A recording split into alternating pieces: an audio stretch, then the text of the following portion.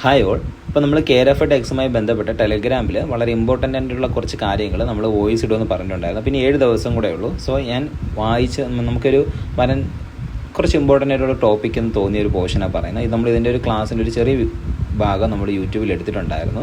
ഒന്ന് അഡ്മിനിസ്ട്രേറ്റീവ് സെറ്റപ്പാണ് ഞാൻ പറയാൻ ഉദ്ദേശിക്കുന്നത്. അതേപോലെ തന്നെ നമ്മുടെ ഇതുവരെ PDF വാങ്ങിച്ചവർ അവർക്ക് കുറച്ച് മിസ്റ്റേക്സ് ഒക്കെ കണ്ടതായിട്ട് പറയുന്നുണ്ട്. അപ്പോൾ അതെല്ലാം ക്ലിയർ ചെയ്ത് അവർക്ക് പുതിയൊരു ഈ പറഞ്ഞ പോലെ അത് ക്ലിയർ ചെയ്ത ഒരു പോർഷൻസ് നമ്മൾ അവരെ അറിയിക്കുന്നതായിരിക്കും. അതേപോലെ തന്നെ ഇനി PDF വാങ്ങാനുള്ളവർക്ക് നമ്മൾ അപ്ഡേറ്റ് ചെയ്ത PDF ആയിരിക്കും തരുന്നത്. അത് അപ്ഡേറ്റ് ചെയ്യുന്നത് വെച്ചാൽ നമ്മൾ തെറ്റുകൾ വന്നത് ക്ലിയർ ചെയ്തിട്ടുള്ളൊരു PDF ആയിരിക്കും അവർക്ക് ഇനി കൊടുക്കാൻ പോകുന്നത്. സോ അത് നമ്മൾ ക്ലിയർ ചെയ്തിട്ട് നമ്മൾ അറിയിക്കുന്നതായിരിക്കും കേട്ടോ. ശരി, അപ്പോൾ അതും കൂടെ പറയാൻ വന്നേ. ഇനി ഞാൻ നമ്മുടെ ഈ അഡ്മിനിസ്ട്രേറ്റീവ് സെറ്റപ്പിനെ കുറിച്ച് പറയാൻ ഉദ്ദേശിച്ചെന്ന് പറഞ്ഞു. ജസ്റ്റ് അതിൻ്റെ വളരെ ഇമ്പോർട്ടൻറ്റ് തോന്നിയ കുറച്ച് കാര്യങ്ങൾ പറയാം. നമുക്കറിയാം കോർപ്പറേഷൻ എന്ന് പറഞ്ഞാൽ എന്താണെന്നുണ്ട് സ്റ്റേറ്റ് സബ്ജക്റ്റാണ്, അല്ലെങ്കിൽ ഒരു സ്റ്റേറ്റ് സബ്ജക്റ്റാണ്. അതിനൊരു സെപ്പറേറ്റ് പോർട്ട്ഫോളിയോ തന്നെ ഉണ്ട്. ഇനി മിനിസ്റ്റർ ഓഫ് കോർപ്പറേഷനും പിന്നെ ഈ പറഞ്ഞതുപോലെ കോർപ്പറേറ്റ് ഡിപ്പാർട്ട്മെൻറ്റും കൂടെ ചേർന്നാണ് നമ്മുടെ സംസ്ഥാനത്തെ കോർപ്പറേഷൻ കൊണ്ടുപോകുന്നത്. ഈ മിനിസ്റ്റർ ഓഫ് കോർപ്പറേഷനിൽ മന്ത്രിയെ സഹായിക്കുന്നത് ഒരു പ്രിൻസിപ്പൽ സെക്രട്ടറി ആയിരിക്കും, ഗവൺമെൻറ്റിന് സഹായിക്കുന്ന ഒരു പ്രിൻസിപ്പൽ സെക്രട്ടറി ആയിരിക്കും. അതേപോലെ തന്നെ ഡിപ്പാർട്ട്മെൻറ്റ് ഓഫ് കോർപ്പറേഷനും ഉണ്ട്. ഈ ഡിപ്പാർട്ട്മെൻറ്റ് ഓഫ് കോർപ്പറേഷൻ്റെ തലവൻ അല്ലെങ്കിൽ ഹെഡ് ചെയ്യുന്ന ആരാണെന്ന് ചോദിച്ചാൽ ആരാണ്? RCS ആണ് അല്ലേ. ഡിപ്പാർട്ട്മെൻറ്റ് ഓഫ് കോർപ്പറേഷൻ ഹെഡ് ചെയ്യുന്ന ആരാണ്? RCS ആണ്. അതേ സമയത്ത് ഈ RCS ഒറ്റയ്ക്ക് കൈകാര്യം ചെയ്യാൻ പറ്റാത്തതുകൊണ്ട് തന്നെയാണ് DC എന്നൊരു വിഭാഗത്തെ കൊണ്ടുവരികയും ഓഡിറ്റ് കാര്യങ്ങൾ, അതായത് സംസ്ഥാനത്തുള്ള സഹകരണ സൊസൈറ്റികളുടെ ഓഡിറ്റ് കാര്യങ്ങൾ കൈകാര്യം ചെയ്യുന്ന ആരാണ്? DC ആണ്. അപ്പോൾ ഇങ്ങനെ സംസ്ഥാന തലത്തിൽ പ്രവർത്തിക്കുന്ന ഒരു വലിയ സ്ഥാപനമാണ് ഇത്, മീൻസ് ഒരു ഡിപ്പാർട്ട്മെൻറ്റാണ് ഡിപ്പാർട്ട്മെൻറ്റ് ഓഫ് കോർപ്പറേഷൻ എന്ന് പറയുന്നത്. അപ്പം തന്നാൽ കഴിയാത്ത പല കാര്യങ്ങൾ അദ്ദേഹം എന്ത് ചെയ്യുന്നുണ്ട്? തൻ്റെ അധികാരത്തോടു കൂടി മറ്റുള്ളവരെ നിയമിക്കപ്പെടുന്നുണ്ട്. അതിനെയാണ് നമ്മൾ സെക്ഷൻ 3(1) പറയുന്നുണ്ട് RCS എന്നും, സെക്ഷൻ 3(2) പറയുന്നുണ്ടെന്നാണ് ജനറൽ ഓർഡർ വഴിയോ സ്പെഷ്യൽ ഓർഡർ വഴിയോ ഗവൺമെൻറ് എന്ത് ചെയ്യുന്നു? RCSന് അധികാരത്തോടു കൂടി മറ്റുള്ളവരെ നിയമിക്കുന്നു എന്ന് പറയുന്നുണ്ട്. അപ്പം RCSൻ്റെ പൂർണ്ണമായ അധികാരങ്ങൾ ചിലർക്ക് കൊടുക്കുകയും എന്നാൽ ചിലവർക്ക് ചില കാര്യങ്ങൾ ചെയ്യാൻ പറ്റാത്ത സാഹചര്യങ്ങളുണ്ട്. അതെന്തൊക്കെയാണെന്ന് ഞാൻ വഴിയെ പറഞ്ഞുതരാം. അപ്പോൾ നമുക്ക് നോക്കാം. ഈ RCSൻ്റെ അല്ലെങ്കിൽ ഡിപ്പാർട്ട്മെൻറ്റ് ഓഫ് കോർപ്പറേഷൻ എന്നൊക്കെ പറയുന്നതിൻ്റെ ഒരു സ്റ്റാർട്ടിങ് ഇൻട്രൊഡക്ഷൻ ഇങ്ങനെയാണ്. ഓക്കെ, ഇനി എന്താണ് ഈ നമ്മുടെ ഈ ഹെഡ് ക്വാർട്ടേഴ്സ് ഓഫ് RCS അല്ലെങ്കിൽ നമ്മുടെ RCSൻ്റെ ഹെഡ് ക്വാർട്ടേഴ്സ് എവിടെയാണ് സ്ഥിതി ചെയ്യുന്നതെന്ന് ചോദിച്ചാൽ എവിടെയാണ്? തിരുവനന്തപുരത്താണ് ഹെഡ് ക്വാർട്ടേഴ്സ് സ്ഥിതി ചെയ്യുന്നത്. അതിനൊരു പേരുണ്ട്. ആ പേരെന്ന് പറയുന്നത് ജവഹർ സഹകരണ ഭവൻ എന്നാണ്. എന്താണ്? ജവഹർ സഹകരണ ഭവൻ എന്നാണ്.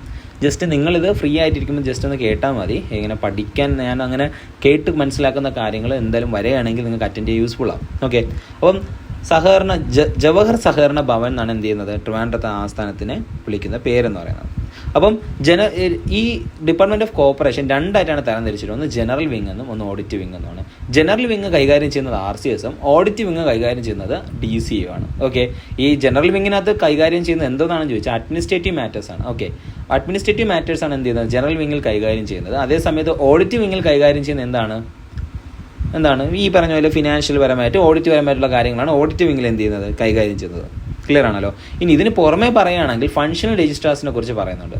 ഈ ഫങ്ഷണൽ രജിസ്ട്രാർസ് എന്ന് പറഞ്ഞാൽ മറ്റ് ഡിപ്പാർട്ട്മെൻറ്റുകൾ അല്ലെങ്കിൽ ഈ പറഞ്ഞ വേരിയസ് ഡിപ്പാർട്ട്മെൻറ്റ് കീഴിൽ അവരെന്ത് ചെയ്യുന്നുണ്ട്? സൊസൈറ്റി രൂപീകരിക്കുന്നുണ്ട്.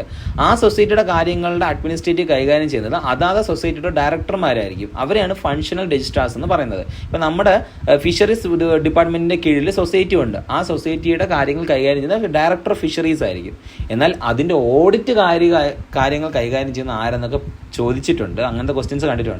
അത് കൈകാര്യം ചെയ്യുന്നത് കോഓപ്പറേറ്റീവ് ഡിപ്പാർട്ട്മെൻ്റ് ആണ്. ഇപ്പം വേറൊരു വേരിയസ് ഡിപ്പാർട്ട്മെൻറ്റ് ഓർത്തിരിക്കുക, വേറൊരു വേരിയസ് ഡിപ്പാർട്ട്മെൻറ്റിൻ്റെ ഓഡിറ്റ് കാര്യങ്ങൾ കൈകാര്യം ചെയ്യുന്ന ആരാണെന്ന് ചോദിച്ചാൽ ആരെന്ന് എഴുതണം? അതായത് നമ്മുടെ കോഓപ്പറേറ്റീവ് ഡിപ്പാർട്ട്മെൻറ്റിൻ്റെ ഓഡിറ്റ് വിങ്ങാണ് എന്ത് ചെയ്യുന്നത്? ആ കാര്യങ്ങളെല്ലാം കൈകാര്യം ചെയ്യുന്നത്.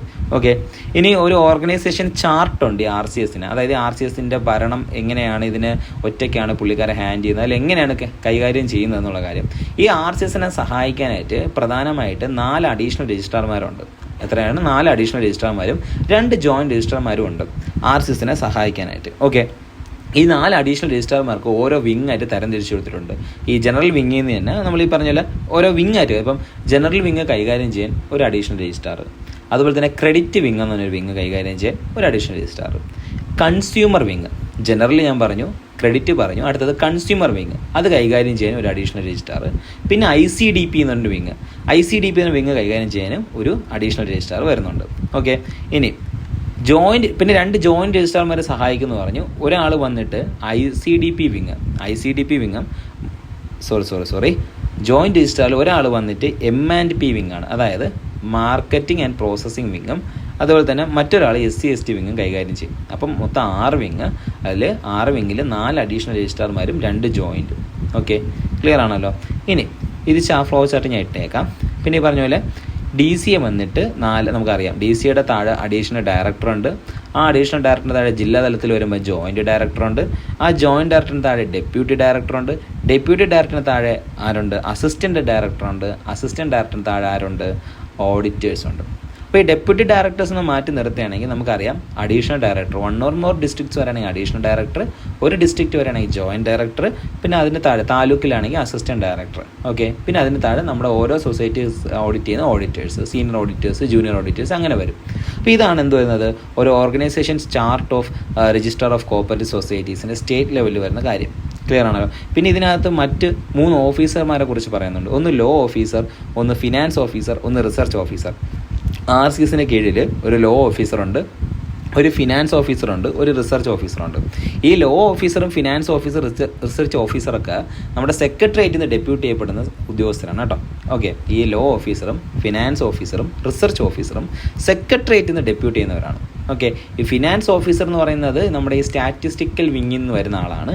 ബാക്കി 2 പേരും ഈ പറഞ്ഞ പോലെ എന്താണ് ലീഗൽ ആയിട്ട് മാറ്റേഴ്സ് കൈകാര്യം ചെയ്യുന്നതിന് വേണ്ടി വരുന്നവരാണ്. ഓക്കെ, അപ്പം ഇങ്ങനെയുള്ള കാര്യം ഓർത്തിരിക്കുക. അപ്പോൾ പ്രധാനപ്പെട്ട അതിൽ 3 ഓഫീസേഴ്സ് വരുന്നുണ്ട്. ഒന്ന് ലോ ഓഫീസർ, ഒന്ന് ഫിനാൻസ് ഓഫീസർ, ഒന്ന് റിസർച്ച് ഓഫീസർ, 4 അഡീഷണൽ രജിസ്ട്രാർമാർ, 2 ജോയിൻറ്റ് രജിസ്ട്രാർമാർ, 4 അഡീഷണൽ രജിസ്ട്രാർമാരെ വിങ് ഞാൻ പറഞ്ഞു. ഒന്ന് നമ്മുടെ general wing, credit wing, consumer wing എന്നാണ് ICDP വിങ്. 2 ജോയിൻ്റ് ആണെങ്കിൽ മാർക്കറ്റ് ആൻഡ് പ്രോസസ്സിങ്ങും SC/ST. ഓക്കെ, ഈ ചാർട്ട് ഞാൻ എന്ത് ചെയ്തേക്കാം? ഇട്ടേക്കാം. അതോടൊപ്പം തന്നെ ഡിസ്ട്രിക്ട് ലെവലും ഉണ്ട്, താലൂക്ക് ലെവലും ഉണ്ട്. ഡിസ്ട്രിക്ട് ലെവലാണെങ്കിൽ 2ആയിട്ട് തിരിച്ചിട്ടുണ്ട്. ഒന്ന് ജനറൽ വിങ്ങും ഒന്ന് ഓഡിറ്റ് വിങ്ങും. ഓക്കെ, താലൂക്ക് ലെവലും 2ആയിട്ട് ഡിവൈഡ് ചെയ്തിട്ടുണ്ട്. ഒന്ന് ജനറൽ വിങ്ങും ഓഡിറ്റ് വിങ്ങും. നമുക്കറിയാം ഡിസ്ട്രിക്റ്റ് ആകുമ്പം ജോയിൻറ്റ് ഡയറക്ടർ വരും ഏതിൽ? ഓഡിറ്റിൽ. അതേ സമയത്ത് അത് ജനറൽ വിങ് ആണെങ്കിൽ ജോയിൻറ്റ് രജിസ്ട്രാറും വരും. അവരുടെ താഴെ എന്തോന്നായിരിക്കും? അസിസ്റ്റൻറ്റ് രജിസ്ട്രാർ അല്ലെങ്കിൽ പറഞ്ഞ പോലെ അസിസ്റ്റൻറ്റ് ഡയറക്ടർ ആയിരിക്കും. താലൂക്കിൻ്റെ താഴെയാണെങ്കിൽ senior junior inspector, senior junior auditors. അപ്പോൾ ഈ ചാർട്ട് വരെയുള്ള കാര്യങ്ങൾ ഞാൻ നിങ്ങൾക്ക് എന്ത് ചെയ്തേക്കാം? ചാർട്ട് ഇൻക്ലൂഡ് ചെയ്ത് എന്ത് ചെയ്തേക്കാം? ഫോട്ടോ ഇട്ടേക്കാം. ക്ലിയർ ആണല്ലോ? അപ്പോൾ ശരി, ഞാൻ അടുത്ത 2ാമത്തെ ഭാഗം ചെയ്യാം. വോയിസ് 2ാമത്തെ. ഓക്കെ.